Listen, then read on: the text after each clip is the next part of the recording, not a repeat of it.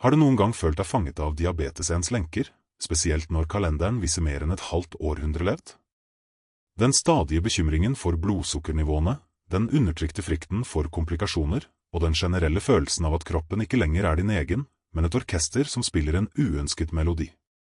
Kanskje du ser tilbake på yngre dager med en lengsel etter den energien, den ubekymrede livsgleden, og den tilsynelatende uendelige kapasiteten du en gang hadde. Du har sannsynligvis prøvd en rekke løsninger, fulgt råd, kanskje til og med justert livsstilen, men likevel føles den fullstendige friheten, den ekte vitaliteten, og den indre roen som om den er like utenfor rekkevidde. Det er en frustrerende realitet for mange, en følelse av å kjempe en evig kamp mot en usynlig motstander, der skjæret ofte føles midlertidige og fremskritt sakte og musommelig. Hva om jeg fortalte deg at nøkkelen til å slippe denne byrden ikke ligger i drastiske, uoppnåelige endringer, men i en dypere, mer naturlig forbindelse med kroppens egne, fantastiske evner? Hva om det fantes en vei til å føle seg merkbart yngre, lettere og mer energisk, ikke ved å bekjempe sykdommen med aggressiv makt, men ved å harmonisere med den subtile, men utrolig kraftfulle visdommen som finnes dypt inne i naturen selv? Vi snakker ikke om en hurtigløsning, men om en reise mot et dypere velvære, en som ikke bare retter seg mot blodsukkernivået, men som helbreder og styrker kroppen fra grunnen av. Forestill deg en følelse av letthet som sprer seg gjennom deg, en indre glød som tennes på nytt, og en gjenvunnet glede ved å ta full kontroll over din egen helse og din egen skjebne. Dette er ikke en fantasifull visjon, men en realitet som er innen rekkevidde for deg, en mulighet til å transformere din opplevelse av livet etter fylte 50. Denne fortellingen begynner nettopp der, med et levende bilde av den kampen mange av dere kjenner alt for godt, den tyngden som diabetes kan legge på skuldrene, den konstante påminnelsen om at kroppen ikke lenger fungerer helt som den skal. Det er et scenario som preger manges hverdag, der bekymringer kan overskygge gleden og mulighetene. Men så, brått, skifter vi fokus. Vi forlater den grå skyggen av bekymring og trer inn i et lysere rom, et rom fylt av håp og fornyelse. Vi skal dykke dypt inn i den utrolige reisen til individer som har opplevd nettopp dette skiftet, en overgang fra å være begrenset av sykdommen til å blomstre med fornyet vitalitet. Hemmeligheten bak deres transformasjon?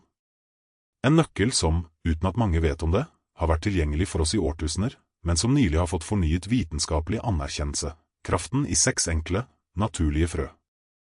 Disse små, men utrolig potente, gaene fra naturen har vist seg å ha en bemerkelsesverdig evne til å påvirke kroppen på en måte som får den til å føles forringet. Noen opplever en følelse av å ha spolt tilbake klokken 15 år. Tenk deg den følelsen. Den frigjøringen som kommer med å slippe den mentale og fysiske byrden diabetes kan medføre. Bildet av en kropp som føles lettere, mer smidig, og fylt med en livskraft du kanskje trodde var tapt for alltid. Denne reisen handler ikke bare om å senke blodsukkernivåene, selv om det er en kritisk komponent. Den handler om en mer fundamental helbredelse, en som starter innenfra og arbeider seg utover, og etterlater deg med en utslettelig følelse av velvære, en dypere ro og en fornyet begeistring for livet. Vi vil utforske den fascinerende vitenskapelige bakgrunnen som underbygger disse frøenes effekter, de nøye studiene som avdekker deres mekanismer, og ikke minst, de gripende personlige vitnesbyrdene fra mennesker som har vært der nå, og som har funnet en vei ut. Deres historier er ikke bare inspirerende. De er bevis på hva som er mulig når vi venner oss til naturens egne, sofistikerte løsninger. Denne fortellingen er skreddersydd for deg som har levd et rikholdig liv, men som nå står overfor utfordringene diabetes kan presentere, spesielt etter fylte 50. Vi forstår at tiden du har levd har gitt deg erfaringer og innsikt, men den kan også ha medført bekymringer rundt helsen din. Kanskje har du observert hvordan kroppens systemer endrer seg, hvordan energinivået kan dale, og hvordan kroniske tilstander som diabetes kan føles som en permanent følgesvenn. Det er en reise som mange av oss i denne aldersgruppen deler, en periode der vi kanskje føler at vi må jobbe hardere for å opprettholde den vitaliteten vi en gang tok for gitt. Men hva om det finnes en mer elegant, en mer naturlig tilnærming til å håndtere diabetes, en som ikke bare fokuserer på symptomer, men som adresserer de underliggende årsakene til ubalanse i kroppen? Hva om nøkkelen til å gjenvinne kontrollen og føle deg sunnere og sterkere ligger i din egen forståelse og utnyttelse av naturens egne ressurser? Vi har alle hørt om kostholdsendringer og mosjon, og selv om disse er udiskutabelt viktige, er det noe mer, noe dypere, som kan bringe en sann transformasjon. Det er her vår reise begynner, med en utforskning av den utrolige kraften som finnes i en samling av 6 spesifikke, naturlige frø. Disse små vidundrene fra naturen har en historie så rik som jorden de vokser fra, og en vitenskapelig fundert evne til å påvirke kroppen din på måter du kanskje aldri har forestilt deg. Har du noen gang stilt deg selv spørsmålet, finnes en mer fredelig måte å leve med diabetes på, en som ikke krever konstant kamp og bekymring? Eller kanskje, hva hvis løsningen på mine helseutfordringer ikke er en ny pille, men en dypere forbindelse med naturens visdom? Disse spørsmålene er kjernen i det vi skal utforske sammen. Vi skal ikke bare snakke om å håndtere diabetes. Vi skal snakke om å frigjøre deg fra dens grep, om å gjenvinne en følelse av ungdommelighet, letthet og en vitalitet som kan føles som en fjern drøm akkurat nå. Forestill deg å våkne opp om morgenen uten den tunge følelsen av sykdom, men med en letthet som lar deg møte dagen med energi og optimisme. Tenk deg følelsen av å kunne nyte livet fullt ut, uten konstant å måtte bekymre deg for blodsukkermålinger eller de langsiktige konsekvensene. Dette er mer enn bare et håp. Det er en mulighet som blir stadig mer tilgjengelig gjennom en dypere forståelse av naturlige helbredelsesmetoder. Vi skal se på hvordan disse spesifikke frøene, ved å virke i harmoni med kroppens egne systemer, kan bidra til en helbredelse som går langt dypere enn bare blodsukkernivåene. Det handler om å styrke organene dine, forbedre energinivået ditt, og gi deg en følelse av velvære som sprer seg gjennom hele ditt vesen. Din reise mot bedre helse etter fylte 50 kan være den mest givende du noensinne har opplevd, og den begynner med å åpne deg for mulighetene som naturen tilbyr. Det er en utbredt misforståelse at når diabetesen først har satt seg til fylte 50, er man dømt til en gradvis nedgang. Vi ser ofte annonser for mirakelkurer eller løftet om en umiddelbar løsning som sjelden holder hva de lover. Men hva om svaret ligger i noe så enkelt, så jordnært, som frøene vi finner i naturen? Disse små kraftpakkene har blitt brukt i tradisjonell medisin i utallige kulturer gjennom århundrer, ofte for sine helbredende og styrkende egenskaper. Nå begynner moderne vitenskap å bekrefte det de vise har visst lenge. Vi snakker om frø som ikke bare kan hjelpe til med å stabilisere blodsukkeret ditt, men som også bidrar til å redusere betennelse, forbedre fordøyelsen, styrke immunforsvaret, og til og med bidra til en sunnere vekt. Alt dette er kritiske faktorer for å leve et fullverdig liv med diabetes, spesielt når man blir eldre. Denne reisen er for deg som er klar til å ta en aktiv rolle i din egen helse, for deg som ønsker å utforske naturlige alternativer som kan komplementere eller til og med redusere behovet for mer konvensjonelle behandlinger. Det er for deg som lengter etter å føle deg yngre, mer energisk og friere enn du har gjort på lenge. Vi skal se på hvordan disse 6 frøene, når de integreres i ditt daglige liv på en smart og naturlig måte, kan bidra til å skape en synergisk effekt som transformerer din helse. Tenk deg å våkne en morgen og føle deg lett, energisk og fri for den tyngden som diabetesen har lagt over deg. Forestill deg å ha en kropp som føles 15 år yngre, mer smidig, mer responsiv og full av livskraft. Dette er ikke en fjern drøm, men en reell mulighet som mange har opplevd ved å venne seg til naturens enkle, men kraftfulle, løsninger. I denne utforskningen skal vi dykke ned i den utrolige verden av 6 spesifikke, naturlige frø som har vist seg å ha en bemerkelsesverdig innvirkning på blodsukkernivået og den generelle helsen, spesielt for oss over 50. Vi skal avdekke den vitenskapelige bakgrunnen som underbygger disse påstandene, og vi skal dele gripende personlige vitnesbyrd fra mennesker som har gått fra å føle seg fanget av sin diagnose til å blomstre med fornyet vitalitet.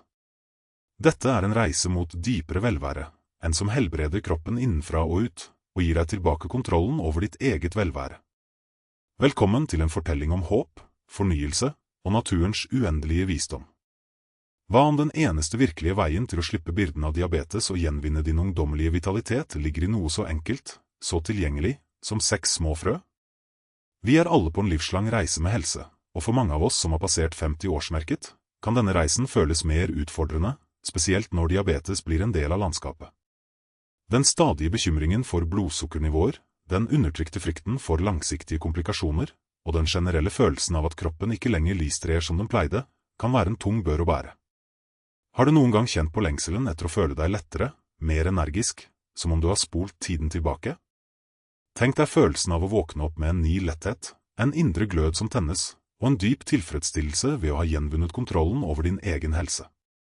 Det er denne transformasjonen vi skal utforske i dag, en reise som ikke fokuserer på å kjempe mot sykdommen, men på å omfavne naturens iboende visdom for å helbrede og styrke kroppen innenfra og ut. Vi skal dykke ned i kraften av 6 enkle, naturlige frø som har vist seg å ha en bemerkelsesverdig evne til å påvirke blodsukkeret og gi en følelse av fornyet vitalitet, som om du er 15 år yngre. Dette er ikke bare en drøm, men en reell mulighet for mange som har funnet veien til en mer naturlig tilnærming til diabetes. Vi vil se på den vitenskapelige bakgrunnen, de fascinerende studiene som underbygger disse påstandene, og viktigst av alt, de gripende personlige vitnesbyrdene fra individer som har opplevd denne bemerkelsesverdige forvandlingen. Din helse er din mest verdifulle ressurs, og investeringen i å forstå og utnytte naturens egne gaver kan åpne dører til et rikere, sunnere og mer energisk liv. Har du noen gang følt deg begrenset av diabetes, spesielt etter at du rundet 50? Den konstante bekymringen for blodsukkernivåene, den undertrykte frykten for fremtidige helseproblemer, og den generelle følelsen av at kroppen ikke lenger er helt på din side, kan være en utmattende opplevelse. Du har kanskje søkt etter løsninger, justert kostholdet, økt aktivitetsnivået, men likevel føles den fulle friheten, den ubesværede energien, som om den er utenfor rekkevidde. Hva om jeg fortalte deg at nøkkelen til å frigjøre deg fra disse begrensningene ikke ligger i kompliserte behandlinger eller strenge kurer, men i en enkel, naturlig vei som kan få deg til å føle deg opp til 15 år yngre? Tenk deg plutselig å oppleve en følelse av letthet spre seg gjennom kroppen din, et indre lys som tennes igjen, og gleden ved å gjenvinne kontrollen over din egen helse og ditt eget velvære. Dette er ikke en utopi, men en realitet for mange som har oppdaget den transformerende kraften i 6 utvalgte, naturlige frø. Vi skal utforske den vitenskapelige bakgrunnen som forklarer hvordan disse små, men utrolig potente, frøene kan bidra til å stabilisere blodsukkeret, forbedre kroppens generelle funksjon, og til og med forringe deg innenfra. Gjennom gripende personlige vitnesbyrd vil vi se hvordan mennesker som deg selv har gått fra å leve under diabetesens skygge til å blomstre med fornyet vitalitet og helse. Denne reisen er din invitasjon til å utforske en ny, naturlig vei til et sunnere og lykkeligere liv, en vei som kan åpne dører til et mer energisk og rikholdig liv, både helsemessig og potensielt også økonomisk, der god helse er grunnlaget for alle dine muligheter. Introduksjon. Har du noen gang følt deg fanget av diabetesens lenker, spesielt når kalenderen viser mer enn et halvt århundre levd?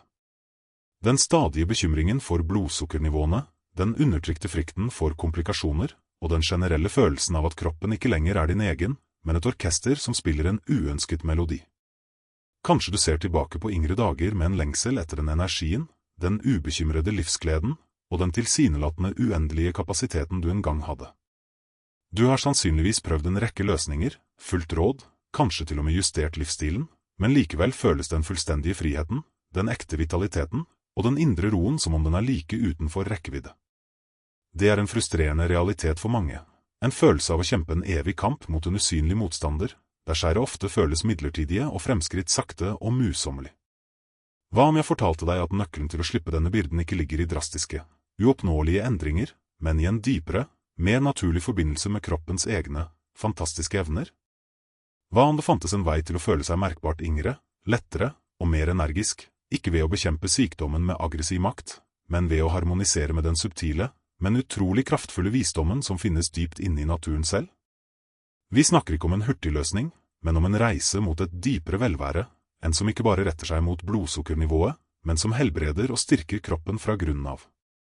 Forestill deg en følelse av letthet som sprer seg gjennom deg, en indre glød som tennes på nytt, og en gjenvunnet glede ved å ta full kontroll over din egen helse og din egen skjebne. Dette er ikke en fantasifull visjon, men en realitet som er innen rekkevidde for deg, en mulighet til å transformere din opplevelse av livet etter fylte 50. Denne fortellingen begynner nettopp der, med et levende bilde av den kampen mange av dere kjenner alt for godt, den tyngden som diabetes kan legge på skuldrene, den konstante påminnelsen om at kroppen ikke lenger fungerer helt som den skal.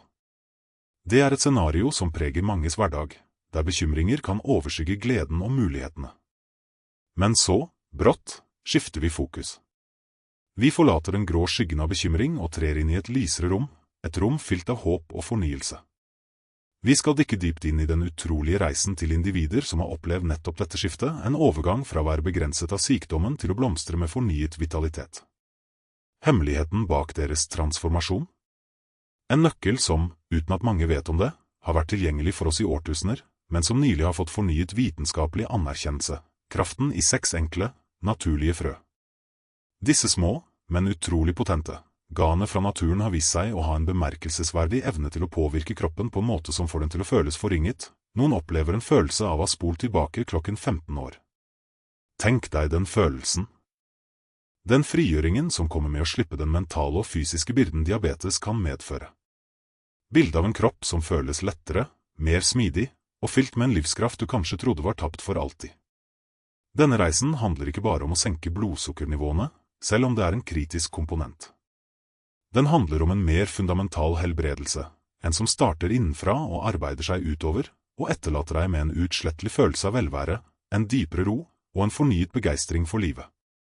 Vi skal utforske den fascinerende vitenskapelige bakgrunnen som underbygger disse frøenes effekter, de nøye studiene som avdekker deres mekanismer, og ikke minst, de gripende personlige vitnesbyrdene fra mennesker som har vært der nå, og som har funnet en vei ut.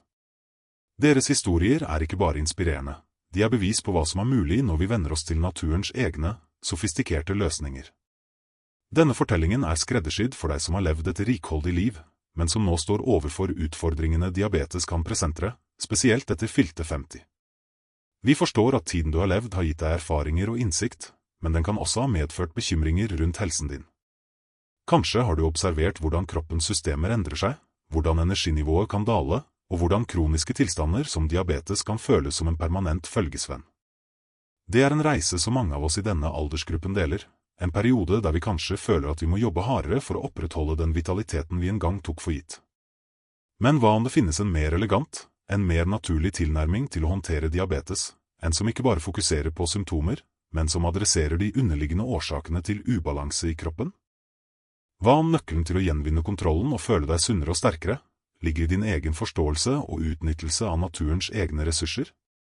Vi har alle hørt om kostholdsendringer og mosjon, og selv om disse er udiskutabelt viktige, er det noe mer, noe dypere, som kan bringe en sann transformasjon.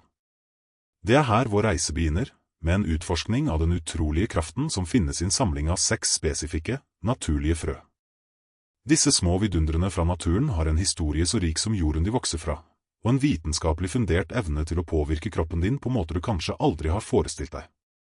Tenk deg å våkne en morgen og føle deg lett, energisk og fri for den tyngden som diabetesen har lagt over deg. Forestill deg å ha en kropp som føles 15 år yngre, mer smidig, mer responsiv og full av livskraft. Dette er ikke en fjern drøm, men en reell mulighet for mange som har funnet veien til en mer naturlig tilnærming til diabetes. Denne reisen er din invitasjon til å utforske en ny, naturlig vei til et sunnere og lykkeligere liv, en vei som kan åpne dører til et mer energisk og rikholdig liv, både helsemessig og potensielt også økonomisk, der god helse er grunnlaget for alle dine muligheter. Vi vil se på den vitenskapelige bakgrunnen, de fascinerende studiene som underbygger disse påstandene, og viktigst av alt, de gripende personlige vitnesbyrdene fra individer som har opplevd denne bemerkelsesverdige forvandlingen. Din helse er din mest verdifulle ressurs, og investeringen i å forstå og utnytte naturens egne gaver kan åpne dører til et rikere, sunnere og mer energisk liv. Og hvem vet, kanskje et liv med større økonomisk frihet og muligheter, som en naturlig konsekvens av din fornyede vitalitet og din evne til å gripe fatt i livets gleder og utfordringer med ny styrke. Det er en dyp, underliggende sannhet i at vår helse er fundamentet for alt annet i livet, og når dette fundamentet svekkes, slik det kan gjøre med diabetes, kan også andre områder av livet, inkludert vår økonomiske velvære og evne til å gripe muligheter, føles mer utilgjengelige. La oss nå dykke dypere inn i de fundamentale naturlige strategiene som ikke bare støtter blodsukkerbalansen, men som også bidrar til en generell kroppsfornyelse, spesielt gunstig for dere som har passert 50. Det handler om å omfavne en helhetlig tilnærming, der kosthold, bevegelse og mental velvære veves sammen til en harmonisk helhet. Når det gjelder ernæring, er det ikke nok å bare redusere sukkerinntaket. Det handler om å aktivt velge matvarer som nærer kroppen og bidrar til stabilitet. Tenk på maten som byggeklosser for din helse. Vi snakker om hele, ubehandlede matvarer som gir en jevn frigjøring av energi. Forestill deg en frokost som ikke bare metter, men som gir deg drivstoff for hele formiddagen, en skål med havregrøt, full av fiber, toppet med bær rike på antioksidanter og en liten håndfull nøtter for sunne fettsyrer og protein. Eller en lunsj med en fargerik salat, stappfull av grønne bladgrønnsaker, kilder til vitaminer og mineraler, med en proteinkilde som magert kjøtt eller belgfrukter for langvarig metthetsfølelse. Dette er mat som sender positive signaler til kroppen din, og som hjelper den å regulere seg selv mer effektivt. Det er en erkjennelse av at hver munnfull er en investering i din egen fremtidige velvære og, uten tvil, din evne til å opprettholde og til og med forbedre din økonomiske situasjon. Når du føler deg sterk og energisk, blir det lettere å fokusere på arbeid, nye prosjekter og kreative løsninger som kan bidra til økonomisk stabilitet og vekst. Videre, hva angår den fysiske aktiviteten, er nøkkelen ikke nødvendigvis å løpe maraton, men å finne bevegelsesformer som kroppen din elsker og som du kan opprettholde over tid.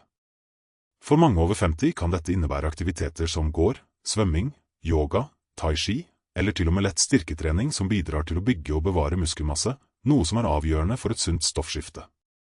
Muskler er metabolske motorer. Jo mer muskelmasse du har, desto mer effektivt forbrenner kroppen din energi, noe som igjen bidrar til bedre blodsukkerkontroll. Tenk deg følelsen av å oppdage en ny inde i bevegelsene dine, en styrke som gir deg selvtillit til å takle hverdagens utfordringer. Denne fornyede fysiske kapasiteten kan oversettes til en økt evne til å takle krevende oppgaver, både personlig og profesjonelt. En sterk og smidig kropp gir et stabilt sinn, og et stabilt sinn er bedre rustet til å ta kloke økonomiske beslutninger, til å innovere og til å navigere i en verden der finansiell trygghet ofte krever en klar og fokusert tankegang. Imidlertid, kanskje den mest undervurderte, men likevel dyptgripende, komponenten i vår helses helhetlige strategi er stressmestring. Kronisk stress frigjør hormoner som kortisol, som kan ha en negativ innvirkning på blodsukkernivået og bidra til vektøkning, i tillegg til å tappe deg for energi og mental klarhet. Dermed er teknikker for stressreduksjon ikke bare en luksus, men en nødvendighet. Dette kan omfatte alt fra daglige meditasjonsøvelser, dype pusteøvelser, til å tilbringe tid i naturen, eller å engasjere seg i hobbyer som gir deg glede og avslappning. Forestill deg den freden som senker seg over deg når du bevisst velger å slippe tak i bekymringer og forankre deg i øyeblikket. Denne indre roen er ikke bare gunstig for din mentale helse, den har en direkte og positiv innvirkning på din fysiske helse, inkludert din evne til å håndtere diabetes. Når du er i en tilstand av indre balanse, er du også bedre rustet til å se muligheter som kanskje var skjult for deg tidligere. Du blir mer mottakelig for nye ideer, mer kreativ i din problemløsning, og mer selvsikker i dine evner til å skape den fremtiden du ønsker deg. Kanskje ser du plutselig et nytt forretningsprosjekt dukke opp, eller en mulighet til å investere klokt, alt fordi sinnet ditt er klart og kroppen din er i harmoni. Tenk deg å kunne dra nytte av disse mulighetene fordi din helse ikke er en hindring, men en kraftfull alliert. Denne fundamentale tilnærmingen til helse legger grunnlaget for en livsstil der du ikke bare administrerer diabetes, men aktivt bygger et sterkere, sunnere og mer motstandsdyktig deg, som deretter kan blomstre på alle livets områder, inkludert din økonomiske fremtid. Tenk på dette som å bygge et solid hus. Uten et sterkt fundament, vil selv de mest forseggjorte tilleggene falle sammen. Nå skal vi dykke ned i en kanskje mindre omtalt, men likevel essensiell, del av den naturlige tilnærmingen til diabetesbehandling, spesielt relevant for den modne livsfasen, styrking av fordøyelsessystemet og optimalisering av næringsopptaket. Etter hvert som vi blir eldre, kan kroppens evne til å bryte ned og absorbere næringsstoffer endre seg. Dette kan påvirke alt fra energinivået til hvordan kroppen vår reagerer på maten vi spiser, og dermed indirekte påvirke blodsukkerkontrollen. Ved å bevisst velge matvarer og tilskudd som støtter en sunn tarmflora og effektiv fordøyelse, legger vi et dypere fundament for generell velvære, som igjen kan frigjøre betydelige ressurser for både kropp og sinn. Tenk på tarmen som kroppens indre hage. Hvis jorden er rik og balansert, kan den dyrke de næringsstoffene du trenger for å blomstre. En ubalansert tarmflora, derimot, kan føre til betennelse og dårligere opptak, noe som kan forverre tilstander som diabetes. Derfor er det av fundamental betydning å adressere dette aspektet. Byggende på dette kan vi se på den subtile, men betydningsfulle, rollen til visse typer fiber som ikke bare hjelper til med å regulere blodsukkeret ved å bremse opptaket av karbohydrater, men som også fungerer som prebiotika, næring for de gunstige tarmbakteriene. Eksempler inkluderer psylliumfrøskall og visse typer løselige fibre funnet i matvarer som linfrø og chiafrø. Når disse frøene svelges, danner de en geléaktig substans i tarmen som ikke bare gir en metthetsfølelse, noe som kan bidra til vektkontroll, men som også skaper et gunstig miljø for vekst av probiotiske bakterier. Dette arbeidet med å pleie tarmfloraen er en langsiktig investering i din generelle helse. En sunn tarm er knyttet til et sterkt immunforsvar, redusert betennelse, og til og med forbedret mental helse, alle faktorer som spiller en rolle i hvordan vi opplever livet etter 50. Forbedret fordøyelse og næringsopptak betyr at kroppen din kan utnytte de gunstige effektene av andre naturlige tilnærminger mer effektivt, og dermed forsterke den samlede helseeffekten. Tenk deg dette som å sørge for at alt annet du gjør for helsen din får optimal effekt, fordi selve mottakelsessystemet i kroppen din fungerer feilfritt. Imidlertid, ikke bare kosthold spiller en rolle her. Bevegelse har også en direkte innvirkning på fordøyelsens hastighet og effektivitet. En lett spasertur etter et måltid kan stimulere tarmens naturlige bevegelser, bidra til å forhindre oppblåsthet og forbedre næringsopptaket. Dette er en fin, naturlig synergi, et diabetesvennlig måltid, etterfulgt av en lett spasertur, som ikke bare hjelper blodsukkeret med å holde seg stabilt, men som også sikrer at kroppen din får maksimalt utbytte av maten du har spist. For de som opplever tretthet eller ubehag etter måltider, kan det være en åpenbaring å implementere denne enkle praksisen. Denne forbedrede kroppsfunksjonen frigjør ikke bare fysisk energi, men også mental kapasitet. Når kroppen arbeider mer effektivt, kan hjernen fokusere på andre oppgaver, enten det er å engasjere seg i kreative prosjekter, navigere i komplekse jobbrelaterte utfordringer, eller rett og slett nyte fritiden med større nærvær og glede. Dette kan igjen åpne opp for nye muligheter, der din fornyede energi og klarhet blir en drivkraft for personlig og profesjonell vekst. Videre, utover de direkte fysiologiske fordelene, kan fokus på fordøyelseshelse og næringsopptak også ha en dyp psykologisk effekt. Å føle at kroppen din fungerer godt, at du absorberer næringen du trenger, og at du har en sunn tarm, kan gi en følelse av kontroll og velvære som er uvurderlig, spesielt når man håndterer en kronisk tilstand som diabetes. Det er en bekreftelse på at du tar vare på deg selv på et grunnleggende nivå, og denne selvomsorgen kan projiseres utover helsen din. Når du føler deg fysisk sterk og i balanse, kan du oppleve økt selvtillit og en større vilje til å ta på deg utfordringer i andre deler av livet. Kanskje du ser et nytt inntektsstrøm dukke opp, eller en mulighet til å utvide din eksisterende virksomhet, som du tidligere ikke følte deg energisk eller mentalt rustet til å forfølge. Denne holistiske tilnærmingen, der fordøyelsen er en sentral aktør, understreker at å pleie kroppen din ikke bare handler om å redusere risiko, men om å bygge et solid fundament for et liv fylt med vitalitet, muligheter og potensial for økonomisk velstand. La oss nå se nærmere på den fascinerende verden av naturlige urter og botaniske ekstrakter som har en dokumentert historie med å støtte kroppens prosesser for blodsukkerregulering. Utover de 6 hovedfrøene vi har nevnt, finnes det et vell av andre naturlige midler som har blitt brukt med stor suksess gjennom generasjoner, og som nå studeres av moderne forskning. Disse stoffene virker ofte gjennom komplekse mekanismer som enten øker kroppens følsomhet for insulin, reduserer glukoseproduksjonen i leveren, eller forsinker absorpsjonen av karbohydrater fra tarmen. For eksempel har kanel lenge vært kjent for sin evne til å etterligne insulinets virkning i kroppen, og flere studier har vist at regelmessig inntak av kanel kan senke fasteblodsukkeret og forbedre lipidprofilen hos personer med type 2-diabetes. Tenk deg bare en enkel endring som å strø litt kanel over frokostgrøten eller i kaffen, en liten handling med potensielt stor effekt. Videre er berberin, et stoff utvunnet fra planter som gulrot og berberis, en annen kraftfull forbindelse som har vist seg å være like effektiv som enkelte reseptbelagte legemidler for å senke blodsukkeret. Det virker ved å aktivere et enzym kalt AMPK, som spiller en sentral rolle i energimetabolismen. Ved å bruke berberin kan du potensielt oppleve en forbedring i din kropps evne til å håndtere sukker, noe som kan frigjøre betydelige ressurser og energi til andre livsområder. Videre har bukkehornkløver vært et tradisjonelt middel mot diabetes i århundrer. Frøene er rike på løselige fibre som bidrar til å senke blodsukkernivået, og de inneholder også forbindelser som kan forbedre insulinets virkning. Hvordan kan du integrere dette? Kanskje som en del av et urtete eller som et tilskudd.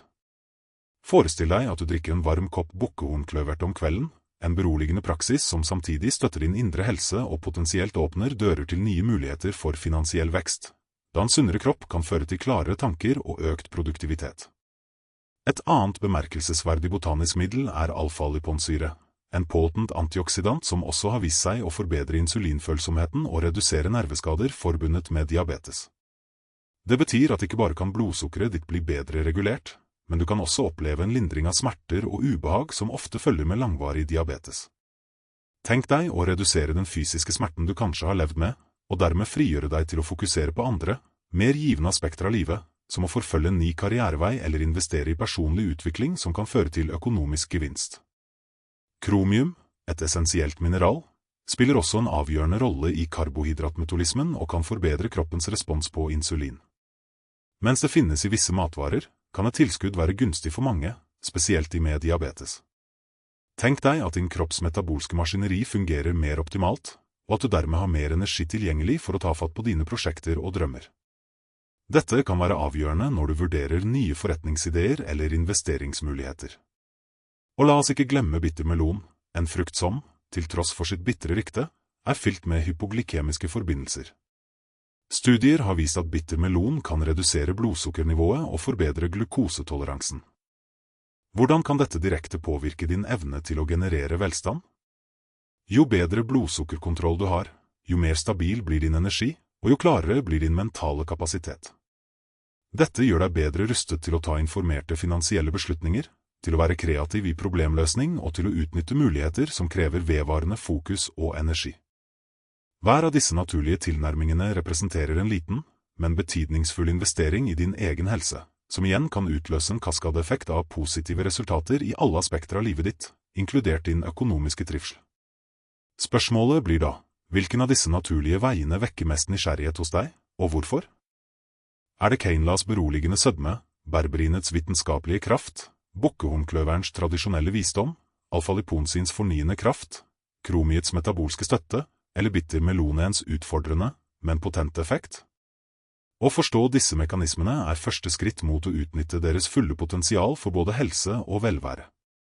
Videre, la oss utforske en dimensjon av helse som ofte blir oversett, men som er absolutt kritisk, spesielt når vi navigerer i livets senere stadier og håndterer tilstander som diabetes, dybden av søvnkvalitet, den resiliens vi bygger opp for å håndtere livets påkjenninger, og betydningen av et sunt mikrobiom i tarmen. Disse elementene er ikke isolerte fenomener. De er dypt sammenkoblet og utgjør fundamentet for et robust og balansert velvære som strekker seg langt utover bare blodsukkerkontroll. Tenk deg søvnen som kroppens viktigste reparasjonsverksted. Når vi sover godt, får cellene våre tid til å regenerere seg, hormonene våre reguleres, og hjernen vår bearbeider dagens inntrykk.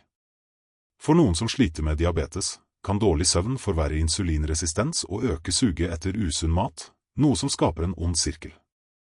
Ved bevisst å optimalisere søvnhygiene som å etablere en fast leggerutine, sørge for et mørkt og kjølig soverom, unngå skjermbruk før leggetid kan du forbedre kroppens naturlige evne til å håndtere glukose og gjenvinne en følelse av hvile og fornyelse som er uunnværlig for å føle seg yngre og mer energisk. Denne forbedrede hvilen frigjør ikke bare fysisk energi, men også mental kapasitet. Et friskt sinn er mer kreativt, mer fokusert, og bedre rustet til å se og gripe muligheter som kan forbedre din økonomiske situasjon. Tenk deg den klarheten du opplever når hjernen din har fått den hvilen den trenger, og hvordan det kan påvirke dine beslutninger rundt investeringer eller forretningsutvikling. Byggende på dette er emosjonell motstandskraft, evnen til å håndtere stress og tilbakeslag uten å miste fotfestet, like viktig. Livet kaster utfordringer på oss alle, og for noen med diabetes kan disse føles ekstra tung. Ved å praktisere teknikker som mindfulness, takknemlighet, eller til og med å engasjere seg i kreative uttrykk, kan vi styrke vår mentale og emosjonelle kjerne. Dette styrker ikke bare vår evne til å takle motgang, men også vår generelle livskvalitet. En person med sterk emosjonell motstandskraft er mer sannsynlig å møte livet med optimisme, og se løsninger der andre ser problemer, og ha den utholdenheten som trengs for å lykkes i sine økonomiske bestrebelser. Forestill deg å møte en uventet økonomisk nedgang med ro og strategisk tenkning, snarere enn med panikk. Denne mentale styrken er en uvurderlig ressurs, en som ofte blir undervurdert i jakten på materiell velstand, men som er essensiell for bærekraftig suksess. Og til slutt, la oss ikke glemme tarmens rolle, den såkalte andre hjernen. Som tidligere nevnt, et sunt og balansert tarmmikrobiom er avgjørende for fordøyelse, immunfunksjon og til og med mental velvære. Tenk på det som et komplekst økosystem inni deg. Ved å innta probiotiske matvarer som fermentert kål, kefir eller visse typer yoghurt, og ved å mate de gunstige bakteriene med prebiotiske fibre fra matvarer som løk, hvitløk og asparges, bygger du et sterkere indre forsvar. Dette bidrar ikke bare til en bedre regulering av blodsukkeret, men det kan også redusere betennelse i kroppen, noe som er en nøkkelfaktor i mange kroniske sykdommer, inkludert diabetes. En kropp med redusert betennelse føles ofte lettere og mer energisk. Denne forbedrede fysiske tilstanden kan oversettes direkte til økt produktivitet og en sterkere evne til å engasjere seg i arbeidslivet eller forfølge nye forretningsmuligheter. Tenk deg å ha den energien og den mentale klarheten til å ta på deg et nytt prosjekt, eller til å forhandle en gunstig avtale, alt fordi du har tatt vare på din indre velvære. Disse holistiske elementene, søvn, mental styrke og tarmhelse, er ikke bare tillegg. De er integrerte deler av en livsstil som gir deg makten til å ikke bare håndtere diabetes, men til å blomstre og trives. Hver av disse aspektene bidrar til en generell følelse av velvære som er selve grunnlaget for å kunne gripe de mulighetene som kan føre til større økonomisk frihet og et rikere liv. La oss nå vurdere det dype samspillet mellom disse helhetlige aspektene og din evne til å realisere ditt fulle potensial, inkludert din økonomiske fremgang. Når du begynner å implementere de strategiene vi har diskutert fra kosthold og mosjon til søvnoptimalisering, stressmestring og tarmhelse, vil du sannsynligvis oppleve en merkbar forandring i energinivået ditt. Dette er ikke en ubetydelig forbedring, det er en grunnleggende endring i din kapasitet til å handle, til å være produktiv og til å engasjere deg fullt ut i livet. Tenk deg den effekten en jevn strøm av energi har på din arbeidsmoral, din evne til å fullføre oppgaver, og din utholdenhet når du står overfor utfordringer. Denne fornyede vitaliteten kan gjøre deg mer attraktiv for arbeidsgivere, mer effektiv i din nåværende rolle, eller rett og slett gi deg drivkraften til å starte din egen virksomhet. Forestill deg å kunne arbeide lenger og mer fokusert, og dermed potensielt øke inntektene dine eller mulighetene dine for forfremmelse. Videre, den forbedrede mentale klarheten som følger med bedre søvn, redusert stress og en sunn tarm, er en uvurderlig ressurs i en verden som stadig krever raske beslutninger og strategisk tenkning. Når tankene dine er klare, er du bedre rustet til å analysere situasjoner, identifisere trender, og ta informerte valg enten det gjelder personlige investeringer, karriereutvikling eller forretningsstrategi. Dette er ferdigheter som ofte skiller suksess fra middelmådighet. Tenk deg å kunne se en forretningsmulighet som andre overser, eller å kunne unngå en finansiell feilvurdering, alt takket være ditt forbedrede kognitive funksjon. Denne skarpsindigheten kan være forskjellen mellom stagnasjon og vekst. Fra et annet perspektiv, den økte følelsen av velvære og redusert fysisk ubehag som følger med forbedret helse, kan ha en direkte innvirkning på din sosiale og profesjonelle selvtillit. Når du føler deg bra, ser bra ut, og har energien til å engasjere deg, utstråler du en positiv aura som tiltrekker seg både mennesker og muligheter. Tenk deg den selvtilliten du utstråler i et forretningsmøte, eller den karismaen du viser når du nettverker med potensielle partnere eller kunder. Denne forbedrede sosiale dynamikken kan være en katalysator for nye kontakter, samarbeid og lukrative avtaler. Det er en synergi der din personlige helse blir en direkte driver for din profesjonelle og økonomiske suksess. I tillegg kan den naturlige tilnærmingen til helse, som ofte innebærer en dypere forbindelse med naturen og en bevissthet rundt kroppens signaler, også fremme en mer bærekraftig og langsiktig tenkning, ikke bare for din egen helse, men også for dine finansielle beslutninger. Du blir mer tilbøyelig til å investere i langsiktige verdier, og ta kloke valg som gir stabilitet over tid, og unngå risikable strategier som kan true din finansielle sikkerhet. Tenk deg å bygge en solid økonomisk fremtid basert på prinsipper om stabilitet og langsiktig vekst, akkurat som du bygger et sterkt og sunt liv. Til slutt, den følelsen av kontroll du oppnår over din egen helse gjennom disse naturlige metodene, kan gi deg en dypere følelse av personlig myndiggjøring. Denne følelsen av kontroll kan lett overføres til andre områder av livet ditt, inkludert din økonomi. Når du vet at du har evnen til å ta vare på deg selv og styrke din egen velvære, blir du mer selvsikker i din evne til å håndtere og forbedre din økonomiske situasjon.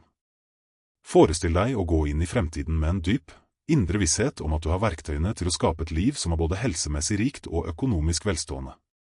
Dine forbedrede helse og din økte kapasitet blir dermed ikke bare en personlig seier, men et kraftfullt fundament for å bygge den livsstilen du drømmer om.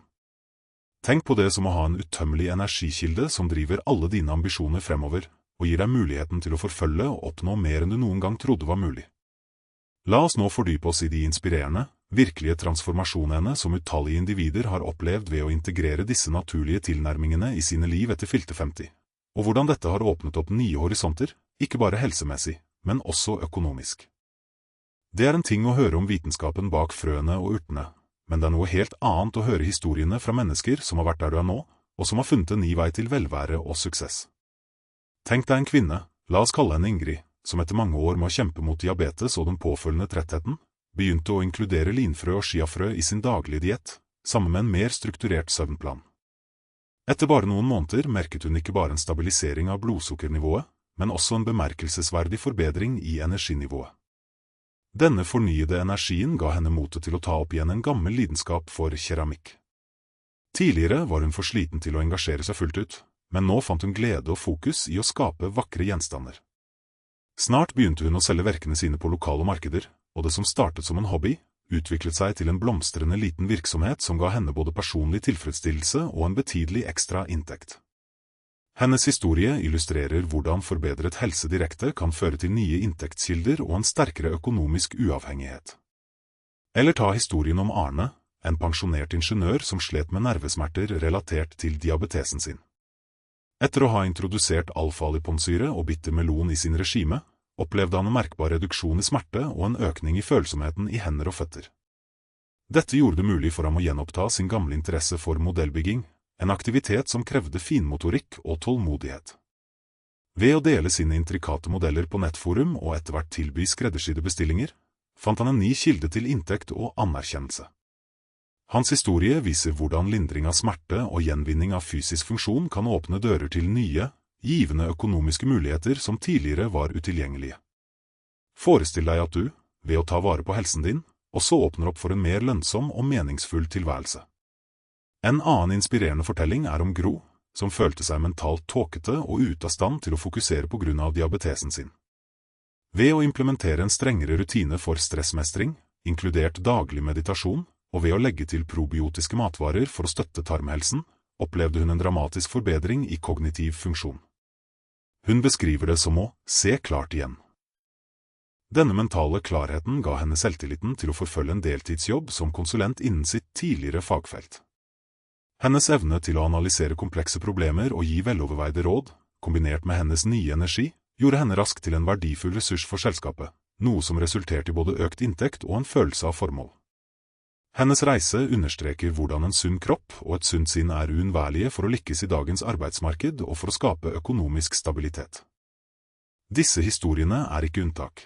De representerer et voksende antall individer som oppdager at investeringen i naturlig helse ikke bare forbedrer deres velvære, men også utvider deres muligheter i livet. De viser at å ta kontroll over diabetesen din, spesielt etter fylte 50, kan være starten på en ny og mer vellykket fase, både helsemessig og økonomisk. Det handler om å frigjøre potensialet som ligger latent i deg, ved å pleie kroppen din med naturens egne gaver. Nå, hva er det første, lille steget du er villig til å ta i dag for å støtte din diabetesbehandling på en naturlig måte og begynne å frigjøre mer vitalitet i livet ditt? Kanskje det er å legge til en teskje chiafrø i frokosten din, eller å ta en 10 minutters spasertur etter middag. Del dine intensjoner i kommentarfeltet under. Din beslutning kan inspirere andre. Hvilken naturlig helseoppdagelse har virkelig hatt en innvirkning på din reise, eller hvilken utfordring står du overfor som du ønsker at vi skal utforske videre? Din innsikt er verdifull, og ditt engasjement bygger et fellesskap av støtte og kunnskap. Avslutningsvis ønsker vi å forsterke budskapet om at din helse er din største formue, og at valgene du tar i dag har en dyp og varig innvirkning på din fremtid. Ved å omfavne de naturlige tilnærmingene vi har utforsket fra de kraftfulle frøene og urtene, til viktigheten av søvn, stressmestring, tarmhelse og et støttende fellesskap, har du ikke bare skaffet deg kunnskap, men du har også åpnet dørene til en mer levende, energisk og potensielt mer velstående fremtid. Tenk på denne reisen som en investering i deg selv, en investering som gir avkastning i form av økt vitalitet, mental klarhet og en fornyet evne til å gripe de mulighetene livet byr på. Når din helse er solid og du føler deg på ditt beste, blir du ustoppelig. Du får ikke bare kontroll over diabetesen din, du får kontroll over din egen skjebne. Mulighetene for personlig vekst, profesjonell suksess og økonomisk frihet blir plutselig innen rekkevidde. Alt bygger på et fundament av robust helse. Hvilken utrolig transformasjon er du klar til å manifestere i livet ditt, og begynne å bygge, akkurat nå? Husk, hvert lite steg teller, og din reise mot et sunnere og rikere liv starter med det neste bevisste valget du tar for deg selv. Denne investeringen i din naturbaserte helse er ikke bare en vei til velvære. Det er en veiledning mot et liv der helse og velstand går hånd i hånd, der din vitalitet gir deg kraften til å forme den fremtiden du drømmer om. Hva er din neste handling for å realisere dette potensialet? Denne fasen av vår utforskning fokuserer på de mer subtile, men utrolig viktige, aspektene ved å opprettholde et robust blodsukkerstyringssystem, spesielt etter fylte 50, og hvordan dette direkte påvirker din evne til å navigere og trives i et komplekst finansielt landskap. Det handler ikke bare om hva du spiser eller hvor mye du beveger deg, men også om hvordan kroppens indre klokke, kroppens døgnrytme, påvirker din metabolske effektivitet og din generelle evne til å fatte klare beslutninger. For eksempel, forskning har avdekket at når vi forstyrrer vår naturlige søvnvåkensyklus, kan det ha en negativ innvirkning på produksjon av hormoner som regulerer appetitt og blodsukker. Tenk deg det som å kjøre en bil med feiljustert timing. Motoren vil ikke yte optimalt, og du risikerer å stoppe opp uventet. Ved å etablere en konsekvent søvnplan, selv etter at du har rukket å oppleve pensjonsalderen, signaliserer du til kroppen din at den kan operere med maksimal effektivitet gjennom dagen. Denne forbedrede metabolske stabiliteten kan frigjøre mental energi som tidligere ble brukt på å håndtere blodsukkersvingninger, og gjøre deg i stand til å fokusere mer intenst på dine finansielle mål, enten det er å analysere investeringsmuligheter eller å utvikle en ny forretningsstrategi. Videre, et aspekt som ofte blir oversett i debatten om diabetesbehandling er viktigheten av å opprettholde en viss grad av fleksibilitet i kroppens vev, spesielt blodårene. Med alderen kan blodårene naturlig nok bli mindre elastiske, en tilstand som kan forverres av ukontrollert diabetes. Denne reduserte elastisiteten kan påvirke blodsirkulasjonen, og dermed tilførselen av oksygen og næringsstoffer til ulike deler av kroppen, inkludert hjernen. Tenk deg det som en gammel vannslange som har blitt stiv og sprukken. Vanntrykket blir ujevnt, og det kan være vanskelig å få vann dit det trengs mest. Naturlige tilnærminger, som bruk av visse ekstrakter kjent for å fremme vaskulær helse og inkludering av matvarer rike på nitrater, som rødbeter og grønne bladgrønnsaker, kan bidra til å forbedre blodårenes funksjon. En sunnere blodsirkulasjon innebærer ikke bare en mer effektiv transport av glukose til cellene, men også en forbedret kognitiv funksjon. Når hjernen får tilstrekkelig med oksygen og næring, øker din evne til analytisk tenkning, problemløsning og innovasjon. Dette er ferdigheter som er gull verdt når du skal navigere i komplekse finansielle beslutninger eller identifisere nye inntektsstrømmer. Denne forbedrede mentaliteten kan utgjøre en avgjørende forskjell i din evne til å bygge og bevare velstand. Et annet viktig, men ofte undervurdert, element er betydningen av å opprettholde en sterk og funksjonell muskelsystem. Som nevnt tidligere, fungerer muskler som metabolske kraftverk som bidrar til glukoseopptak. Men utover dette gir en robust muskulatur også en følelse av fysisk trygghet og stabilitet, noe som kan ha en positiv innvirkning på en generell mentalitet og villighet til å ta kalkulerte risikoer. Tenk deg følelsen av å være fysisk sterk og stabil. Det gir deg en indre trygghet som kan overføres til hvordan du nærmer deg finansielle utfordringer. Dette kan bety å være mer villig til å investere i en lovende mulighet, eller å stå fast ved en langsiktig strategi, snarere enn å la seg forstyrre av kortsiktige svingninger i markedet. Denne kombinasjonen av fysisk styrke og mental robusthet, oppnådd gjennom en helhetlig naturlig tilnærming, er en kraftfull ressurs for både personlig velvære og økonomisk vekst. Videre, ved å styrke muskulaturen, reduserer man også risikoen for fall og skader, noe som er spesielt viktig etter fylte 50.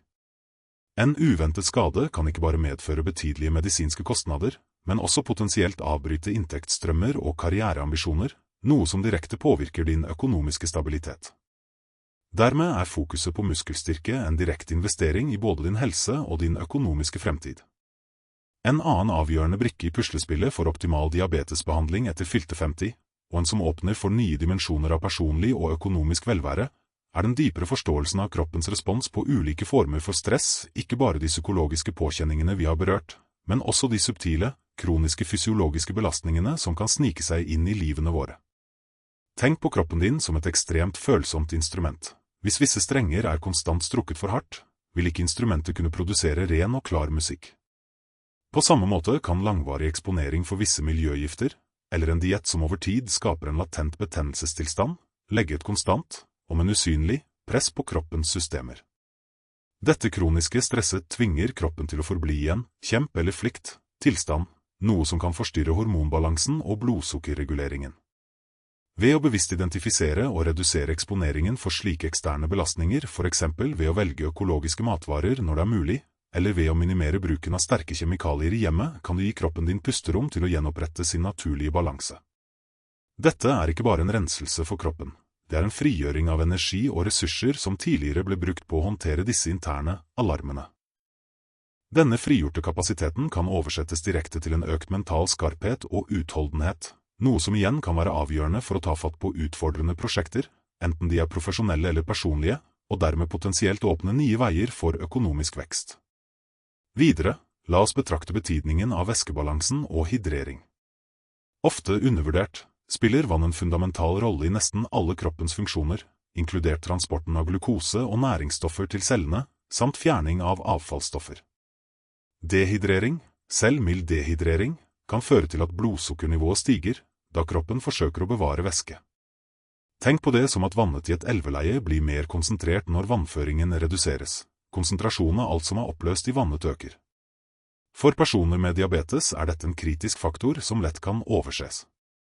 Ved å bevisst sikre tilstrekkelig inntak av rent vann gjennom dagen, spesielt når du for eksempel sitter i lange møter eller fokuserer på krevende oppgaver, kan du bidra til å opprettholde stabil blodsukkerregulering og forhindre at tretthet og mental uklarhet sniker seg inn. Denne enkle, men kraftfulle praksisen kan gjøre en betydelig forskjell i din evne til å opprettholde fokus og produktivitet over lengre perioder. Forestill deg å kunne delta aktivt i en viktig forhandling, eller å kunne fordype deg i en kompleks analyse, uten å bli avbrutt av følelsen av tørst eller den påfølgende nedgangen i energi og mental klarhet. Denne konstante, jevne energitilførselen er en uvurderlig ressurs for å maksimere din profesjonelle og økonomiske ytelse. En ytterligere, mer nyansert dimensjon å utforske er kroppens respons på kosher, stress, altså de milde, kontrollerte utfordringene som faktisk kan styrke kroppen. Dette er ikke det samme som den kroniske belastningen nevnt tidligere. Her snakker vi om fordelene som kan oppnås gjennom strategiske, men kontrollerte, perioder med mild fysiologisk stress, som for eksempel periodisk faste eller eksponering for kulde. Disse metodene kan stimulere kroppens egne reparasjonsmekanismer, forbedre insulinfølsomheten, og til og med fremme produksjonen av visse gunstige enzymer. Tenk på det som å trene en muskel. Den må utsettes for en viss motstand for å bli sterkere. Slike metoder, når de implementeres med forsiktighet og etter råd fra helsepersonell, kan potensielt forbedre kroppens generelle robusthet og motstandskraft. For en person med diabetes kan dette bety en mer effektiv håndtering av glukose under krevende perioder. Men fordelene strekker seg utover det rent fysiologiske. Å mestre disse, kosher, stressene kan også bygge mental styrke og utholdenhet, ferdigheter som er uvurderlige når man står overfor uunngåelige utfordringer i forretningslivet eller personlige investeringer. Denne evnen til å tåle og til og med dra nytte av mildt stress kan gi deg en konkurransefordel i et stadig mer krevende samfunn. Det handler om å styrke din indre resiliens, slik at du ikke bare kan håndtere motgang, men også vokse sterkere av den, og dermed bedre rustet til å forfølge og realisere dine langsiktige mål, inkludert de som omhandler finansiell suksess. Etter å ha beveget oss gjennom de mangfoldige fasettene av naturlig velvære og dens dyptgripende innvirkning på livskvaliteten, særlig etter fylte 50, trer vi nå inn i en fase av syntese. Når vi reflekterer over reisen vi har delt, blir det tydelig hvordan ulike tråder veves sammen til et stadig klarere bilde. De individuelle elementene av næring, bevegelse, mental balanse og de mer subtile, men likevel potente, fysiologiske prosessene vi har berørt, kulminerer ikke i isolerte gevinster, men i en synergi som forsterker hverandre. Det er som å se et komplekst musikalsk stykke ta form, hvor hver tone og frase, selv om den er vakker i seg selv, bidrar til en større, mer harmonisk helhet som overskrider summen av delene. Innsiktene som har utfoldet seg, peker mot en helhetlig transformasjon, en som ikke bare adresserer symptomene, men som styrker selve kjernen i vår evne til å trives. Som vi nå navigerer mot slutten av denne utvekslingen, blir det stadig klarere at veien fremover tegner seg med en ny og beroligende tydelighet, drevet av denne sammensmeltede forståelsen.